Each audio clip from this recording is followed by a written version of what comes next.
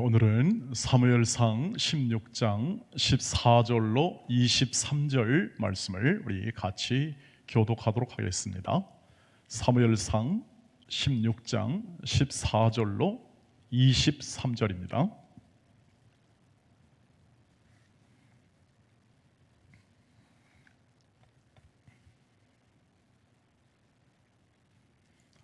여호와의 영이 사울에게서 떠나고 여호와께서 부리시는 악령이 그를 번뇌하게 한지라.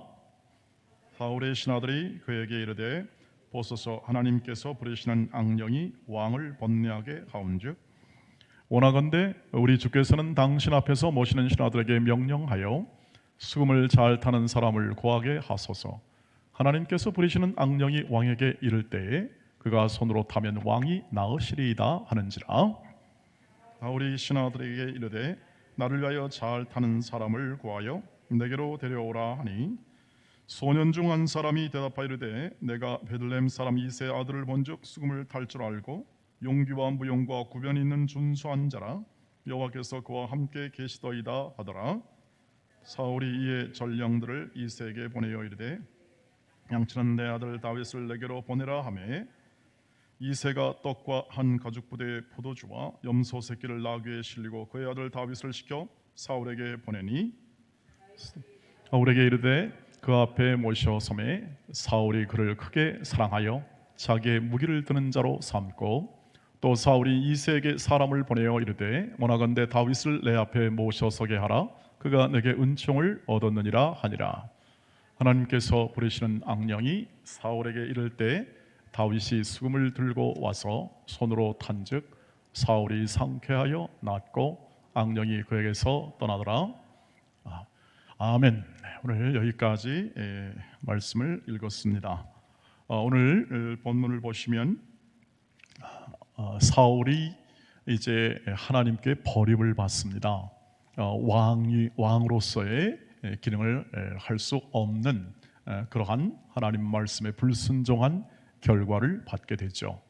그리고 다윗이 이제 기름 부음을 받습니다. 기름 부음을 받고 왕이 빨리 되어야 되는데 즉시 왕이 되지를 않습니다.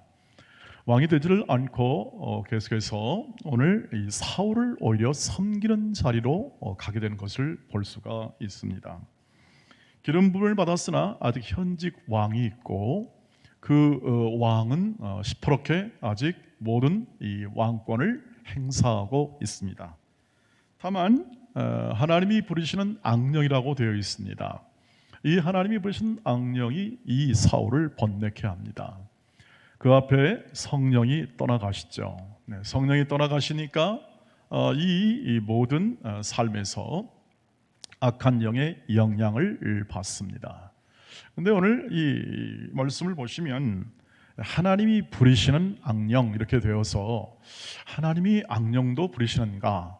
그러면 악령이 하는 일은 하나님이 하시는 일인가? 이런 생각을 하실 수가 있을 수 있겠습니다. 말씀을 그대로 그냥 문자적으로 해석하면 그렇게 되는 것이죠.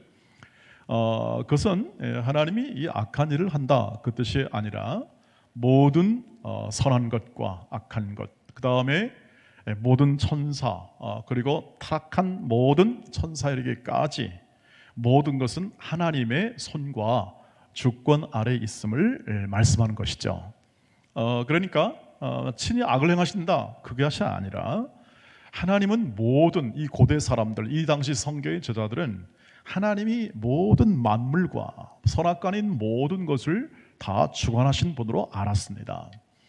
그래서 이 모든 것 위에 임재하시고 이끄시는 하나님을 표현하면서 이 말이 나오게 됨을 우리가 이해할 수 있어야 하겠죠. 어쨌든 지금 이 사울은 불순종한 결과로 이렇게 하나님의 하나의 심판을 받게 되는 결과를 맞이하게 되는 것입니다. 그런데 여러분, 우리는 사울이 그러면 너는 심판받았으니까 죽어라 이것이 아니라 하나님이 위로하십니다. 누굴 위로합니까? 사울을 위로해서 신하들을 통해서 다윗을 오히려 위로자로 이렇게 하나님께서 그 다윗 사울 옆에 뒤에 두고 있는 것을 볼 수가 있습니다. 왜냐하면 오늘 보면은 이 수금을 잘 타는 사람이 있게 되면 그 수금을 타는 이 수금 타는 악령이 있을 때 수금 타는 사람에 의해서 이 그 고통이 떠나가고 온전케 되는 일이 있게 됨을 얘기하면서 그 손이 누구냐 했을 때 다윗이 되게 됩니다. 자, 어떻게 다윗이 됐을까요? 성경은 모든 것이 하나님이 행하심을 보여주는 겁니다. 성경의 역사와 성경의 이 모든 내용들은 하나님이 어떻게 일하시는가를 잘 보여주죠. 그래서 이렇게 해석하면 좋습니다. 하나님이 다윗도 결국 사울에게 위로자로 붙여주는 겁니다. 심판하시나 그리고 또 그 죄의 불순종에 관한 부분들을 분명하게 그 책임을 물으나 하나님께서 언제나 긍휼과 자비를 베푸시는 것을 알 수가 있습니다. 우리는 구약에 이렇게 사람들을 어떤 전쟁하거나 혹은 또는 심판하실 때 하나님은 그렇게만 하시는 하나님, 하나님은 엄하신 하나님으로 그렇게 그려지고 있지만 그러나 하나님은 항상 어떤 사람에게든지 그 자비와 그 인자하심이 영원하시기 때문에 이렇게 심판 중에라도 어떻게 하죠? 위로하고 그를 다윗을 세우는 것을 볼 수가 있습니다. 그래서 궁정악사로 다윗이 들어가게 되는 거죠. 그래서 오늘 본문을 보시면 궁정악사로 들어가서 실제로 사울을 회복시킵니다. 사울을 회복시키고 수금을 통해서 온전케 그 고통을 완화시키는 그 일들을 행하여 사울을 평안케 하는 일들을 하게 되는 거죠. 여러분, 이건 아이러니 아니겠습니까? 지금 왕으로 기름부를 받았습니다. 그리고 왕이 될 겁니다. 왜냐하면 그것은 명백하게 이세의 모든 아들들이 다 보는 앞에서 기름을 부었기 때문에 여러분, 비밀이 세상에 어디 있습니까? 이 아들들을 다 알고 있고 거기에 있는 사람 가족들이 다 알고 있는데 그것이 비밀에 붙여지긴 하겠습니다만 왜냐하면 현직 왕이 살아있으니까, 사울이 살아있으니까 알게 되면 큰일 나죠. 그랬을 때 이 다윗이 오히려 어디로 들어가냐면 사울 밑으로 들어갑니다. 이것은 굉장한 아이러니라고 그랬습니다. 여러분, 얼마나 부담스럽겠습니까? 다윗의 입장에서는 굉장한 부담이 아니겠습니까? 자기가 왕이 될 것을 인하여 기름 부음을 사무엘로부터 받았기 때문에 왕이 될 겁니다. 그걸 모를 리가 없습니다. 그런데 그럼에도 불구하고 그 사울 밑으로 들어가는데 만약에 사울이 알면 어떻게 할까요? 저 같으면 아마 사울이 다윗을 죽이려고 했을 것 같아요. 바로. 근데 당장은 알지 못했고 나중에 이제 점점 그 사실을 이 모든 현상을 통해서 확인하게 되고 나중에 다윗을 죽이려고 제거하려고 하게 되는 건데요. 오늘 본문 안에서는 이렇게 이 왕의 기름 부음을 받은 자로서 하나님께서 이끄시는 대로 이 모든 수금 타는 궁정 악사로 사울을 섬기는 자로 들어가게 됩니다. 참으로 역설적인데요. 이렇게 하여 하나님은 이 왕 옆에서 있게 함을 통해서 왕의 신임을 받음을 통하여 왕권 수업을 받게 되는 거죠. 그러니까 하나님이 바로 그 모든 일을 하나하나 이루어 나가고 있음을 볼 수가 있습니다. 굉장히 부담스러운 자리고 앞으로 이 다윗은 이 사울 왕을 밀어내고 의도하든 의도하지 않든 밀어내고 차기 왕이 되어야 할 사람으로 분명하게 임명이 되었는데 그 밀어낼 왕의 신임을 받고 그 밑에서 그를 섬기는 자로 그렇게 살아가게 된다 하는 것입니다. 참 하나님의 섭리가 오묘하다 이 뜻입니다. 하나님은 어떻게 이렇게 일하실까? 하나님이 어떤 생각을 가지고 이렇게 밀어내야 될 왕의 밑에 들어가서 그렇게 열심히 그를 섬기며 왕에 대한 수업과 훈련을 받을까 하는 것을 우리가 확인하게 되는 거죠. 근데 이 방법을 하나님이 잘 쓰십니다. 이렇게 방법을 잘 쓰세요. 그것을 어디서도 확인하냐면 출애굽기 2장 9절 10절에서 보면 이런 말이 있습니다. 바로의 딸이 그에게 이르되 이 아기를 데려다가 나를 위하여 젖을 먹이라. 내가 그 싹을 주리라. 여인이 아기를 데려다가 젖을 먹이더니 그 아기가 자라매 바로의 딸에게 들어가니 그가 그의 아들이 되니라. 그가 그의 이름을 모세라 하여 이르되 이는 내가 그를 물에서 건져 내었음이라 하였더라. 이스라엘의 구원자가 장차 애굽 왕을 벌하고 하나님께서 구원하시죠. 그 구원자의 대행을 할 이스라엘의 구원자가 밀어낼 혹은 심판할 애굽 왕의 궁정에서 자라게 됩니다. 이것 또한 굉장한 역설이에요. 전혀 도움이 안 될, 앞으로 애굽에게는 전혀 도움이 안 될 사람을 어떻게 합니까?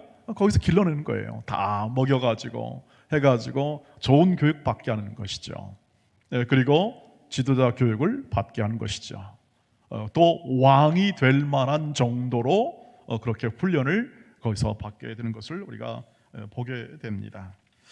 참으로 이것을 보면은 기본적으로 하나님의 일하심을 보면 우리의 생각을 항상 뛰어넘습니다.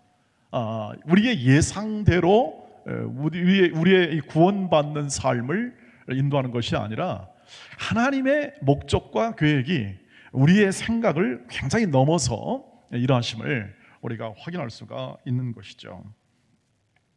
이렇게 하는 이유가 무엇일까요? 그것은 사람으로 잘 이해하지 못함을 통해서 하나님이 친히 일하심을 깨우치게 하려는 것입니다. 하나님이 친히 일하신다. 하나님이 홀로 일하신다. 하나님이 사람을 의존하지 않고 우리의 힘과 우리의 조건을 의지하지 않고 하나님만의 능력과 힘으로 그것을 이루어냄을 우리에게 알게 하기 위한다는 것이죠. 즉 우리로 하여금 어쩔 수 없이 우리가 하나님만 믿을 수밖에 없구나 하는 우리의 항복, 우리의 설복된 마음, 우리의 모든 것을 내려놓고 하나님만 의지할 수밖에 없다는 사실을 확인하게 만드는 것이 하나님이 즐겨 사용하여 우리로 하여금 하나님의 뜻을 따라 살게 하도록 이끄시는 방법이라고 하는 것이죠. 우리는 지금 역사를 읽고 있습니다. 우리가 지금 예수를 믿고 있고 신앙생활을 하고 있는데 역사를 통하여 일하시는 이 하나님이 이렇게 우리의 생각을 훨씬 넘고 우리의 예상을 뛰어넘는 분이기 때문에 우리가 섣불리 예측했다가는 낭패 보기 마련입니다. 하나님의 크심을 우리가 전부 다 알고 있는 양 내 뜻대로 행하다가는 하나님의 뜻을 그르칠 때가 많이 있을 수밖에 없다는 우리의 약함을 깨우치시는 하나님의 인도하심이라고 하는 것이죠. 그래서 하나님은 우리의 생각보다 훨씬 크신 계획과 생각으로 우리의 인생을 구원하시고 우리의 삶을 인도하심을 오늘 이 밤에 다시 한번 확인하시고 오늘 에베소서 3장 20절 말씀에서 이렇게 선포하는 이 바울의 에베소 교회를 향한 이 하나님의 일하심을 같이 한번 확인해 보시기를 바랍니다. 20절 같이 읽겠습니다. 시작. 우리 가운데서 역사하시는 능력대로 우리가 구하거나 생각하는 모든 것에 더 넘치도록 능히 하실 이에게 세세 무궁토록 영광이 있을지어다. 아멘. 이렇게 됩니다. 그러니까 우리가 기도하고 우리가 바라고 소망하는 거 있죠. 저와 여러분이 간절히 기도하고 바라고 소망하는 것보다 훨씬 더 크고 놀랍고 그리고 또 우리의 생각을 뛰어넘는 하나님의 일하심이 저와 여러분의 인생과 우리의 모든 교회와 성도들의 삶 가운데 반드시 있다 하는 것을 얘기해 주는 거죠. 그래서 기본적으로 우리의 모든 우리의 바라면서 우리가 신앙생활하면서 우리가 수요일날 와서 기도하거나 우리가 우리 삶을 살아가면서 기도할 때 우리가 바라는 것보다 더 크다, 우리가 소원하는 것보다 더 큰 하나님이 있으니 여러분 넉넉하시기를 바랍니다. 우리보다 더 큰 하나님의 계획과 그 넉넉하심으로 우리를 이끄시고 계신다. 그것을 확인하십니까? 그것을 이해하십니까? 그것을 우리가 인지하고 깨닫고 그리고 실제로 하나님이 내 인생과 내 삶에서 그렇게 역사하는 것을 날마다 확인하고 점검하고 그리고 내 눈앞에서 보며 감사하며 기뻐하며 살아갈 힘과 용기와 지혜를 얻게 되는 것이죠. 얼마나 크게 일하실까요? 저와 여러분의 인생과 삶을 위하여 얼마나 크게 일하실까요? 하나님이 도대체 어디까지 우리를 데려가고 싶으실까요? 우리가 이 교회 생활도 하죠. 여러분 이제 점점 세월을 가고 우리 각자 우리의 인생의 삶을 살고 시대 모든 여건과 조건 아래서 하나님이 이렇게 우리를 이끄시고 계신데, 코로나19 안에서도 우리를 이끄시고 계시고 우리를 또 예배하게 하시고 우리의 또 직장, 우리의 모든 일터에서 일을 하게 하십니다. 어디까지 끌고 가시길 원하실까요? 얼마나 크게 일하실까요? 우리를 최고의 수준까지, 하나님의 수준까지, 예수 그리스도의 수준까지 이끌기 위하여 우리는 하나님은 지금도 일하시고 역사하시고 우리를 돌보시고 우리와 함께 하십니다. 하나님의 자녀의 온전한 수준입니다. 예수 그리스도의 장성한 분량에 이르기까지 하나님은 쉬지 않고 우리를 돌보시고 인도하시고 이끄신다. 지금 오늘 것처럼 때로는 잘 이해가 되지 않습니다. 왜 그런 자리에 놓는지, 왜 그런 상황에 놓는지를 잘 이해가 되지 않습니다. 아마 다윗도 몰랐고 사울도 모르죠. 말씀을 보십시오. 다윗도 모르고 사울도 모르지만 하나님은 하나님의 섭리를 지금 구속의 역사, 이 다윗과 이 다윗 왕국을 만들어 가시는 이 구속의 역사를 계속해서 이루어 가시는데 그 안에서는 잘 모릅니다. 그러나 그 안에서 어떻게 합니까? 하나님을 신뢰하고 하나님이 말씀하신 대로 하나님의 뜻대로 살고자 하고 하나님의 인도하심을 기대하며 자신에게 놓여진 일, 수금을 타면 수금을 타는 일, 그 일들을 통하여 계속해서 그들은 하나님을 경외하며 살아갈 때에 점점 하나님의 뜻이 드러납니다. 점점 다윗이 점점 커지게 되고 그리고 그의 왕국이 설립되는 과정이 점점 드러나게 되는데, 다윗은 아직까지 보이지는 않지만 현실의 삶 가운데서 묵묵히 자신의 삶을 살아갈 때에 하나님이 때가 되매 이루시더라 하는 것이 우리가 지금 바라보는 하나님의 말씀이죠. 다윗은 그래서 하나님을 신뢰했고 그 신뢰한 하나님이 어떻게 인도하시는가를 시편에서 보면 절절히 나와 있습니다. 그 삶이죠. 그래서 오늘 우리는 우리의 삶 속에서 걸어가는 이 하나님의 우리보다 뛰어나게 일하시고 인도하시는 이 하나님의 인도하심 속에서요, 언제나 기억할 것은 뭐냐면 우리에게 허락된 이 자리가 있습니다. 우리에게 허락된 삶의 내용이 있습니다.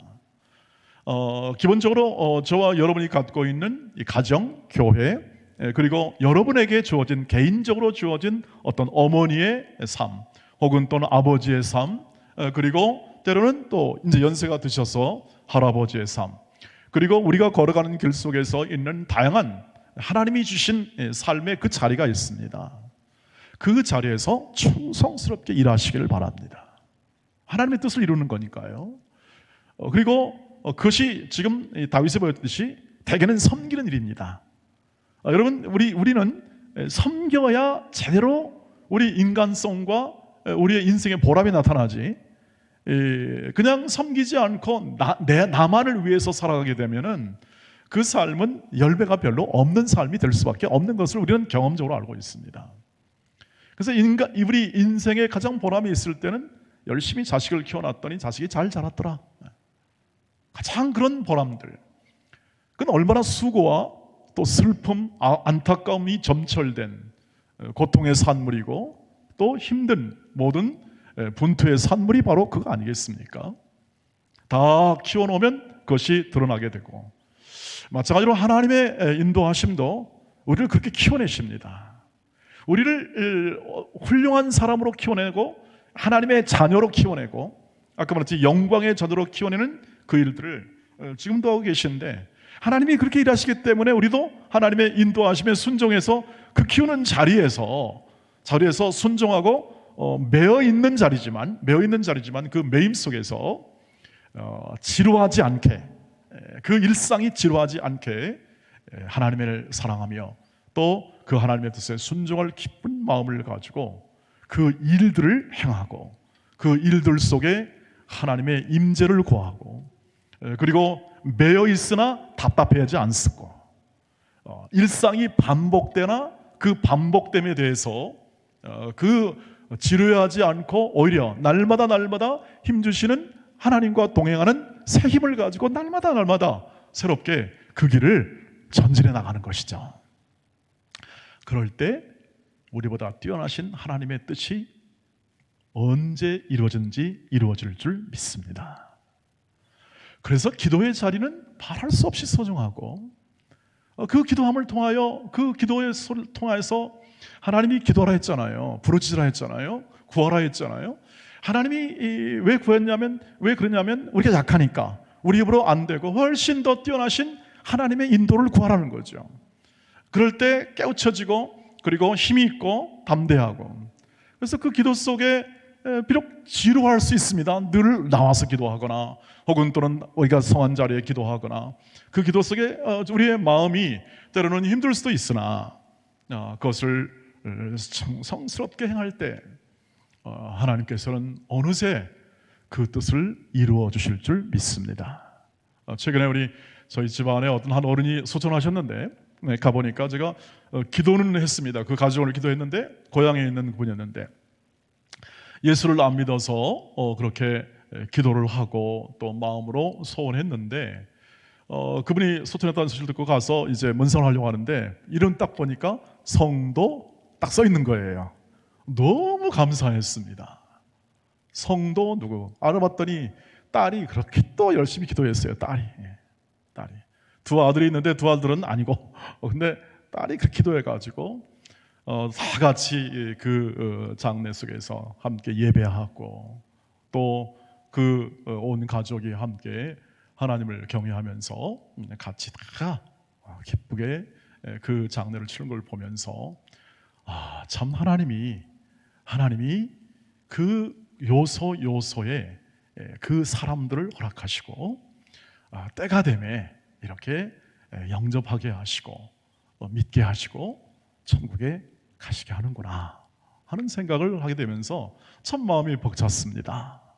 여러분, 잘 눈에 안 보시는 분도 있죠? 우리가 기도하는데 잘 눈에 안 띄어요. 눈에 안 띄게 되고 이렇게 우리가 바라는 것, 소망하는 것, 그때로 잘 원하는 대로 잘 이루어지지 않는 부분도 현실적으로 존재하나 기다리십시오. 기다리며 기도하십시오. 여러분의 매여있는 자리 속에서 분투하십시오. 그리고 그 자리 속에서 하나님이 일하심을 느끼고 체험하고 그 결실할 때까지 그 자리를 지켜내십시오. 그 하나님이 점차 이루어갈 겁니다. 여러분의 인생도 다윗처럼 이끌어 가십니다. 점점 이끌어 가십니다. 그러나 다윗처럼 왕으로 쓰시건 혹은 또는 이런 평범한 한 사람으로 살던 믿음을 가진 사람은 존귀합니다. 믿음을 가진 사람은 존귀한데, 그 이유는 믿음이라는 것은 나를 포기하고 내 인생과 내 뜻대로 사는 삶을 내려놓고 하나님의 뜻이 이루어지기를 원합니다. 그것이 내 인생의 최고의 기쁨이고 보람이 될 줄 믿습니다 하는 게 믿음 아니겠습니까? 하나님이 친히 구원하시고 하나님이 친히 나를 영화롭게 하심을 믿고 내 뜻대로 하지 마시고 아버지의 뜻대로 하셔서 그것을 이루어 달라는 게 우리의 믿음의 기도 아니겠습니까? 그렇게 하십니다. 하나님이 그렇게 하시니까 그 자리를 지켜서 그 자리 속에서 기다리며 기도하며 최선을 다하고 신실하시기를 주의 이름으로 축복합니다. 신실하십시오. 그리고 그 열매를 따고 함께 누릴 때가 오거든 하나님께 감사하시며, 하나님이 이렇게 인도하셨구나, 그렇게 우리도 고백하면서 갑니다. 그 믿음이 귀하다는 말입니다. 보배로운 믿음이고, 그 믿음을 가진 사람은 그 사람보다 큰 사람입니다. 그 믿음이 가진 사람은 그 사람보다 큰 사람이에요. 그래서 작은 믿음이라 할지라도 산을 옮길 만한 것은 뭐냐면, 그 믿음의 중심에는 하나님의 일하심이 있기 때문에 그 사람이 비천하고 연약하고 부족해도 그 믿음을 통하여 일하시는 하나님이 역사하사 하나님의 뜻을 이루어 주실 것입니다. 그 뜻을 이루시는 자비하시고 영원하시고 인자와 공의를 풍성하신 하나님과 동행하시며 계속해서 우리의 삶에 하나님의 일하심을 풍성하게 누리시기를 주의 이름으로 축복합니다. 우리 함께 기도하겠습니다. 기도에 들어 나갈 때 우리의 모든 삶에서 오늘도 결코 우리의 작은 삶이 아닐 텐데 하나님 다 이해할 수 없으나